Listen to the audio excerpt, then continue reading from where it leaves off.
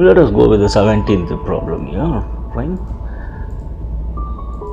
which is based on the simple interest, right? Let us check out here. This is Singhal deposited rupees 10,000 in a post office, saving at an interest of 3% per annum. They have given 3% per annum. How much amount will she receive at the end of a fourth month? So fourth month, let us check out here. So they have given the principal, they have given, that is rupees 10,000, right? A rate of interest they have given 3% per annum, right? The time, it is given 4 months,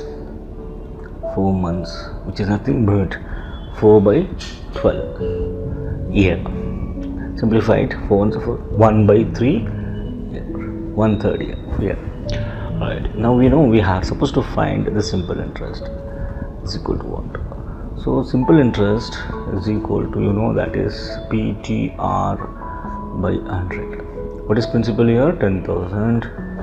Right. Time is 1 by 3.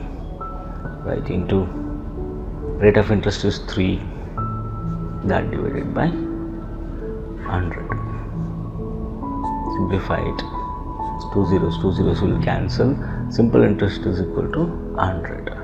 She is going to receive the interest is 100 rupees. The main important thing is this. You need to read the problem carefully and work on it.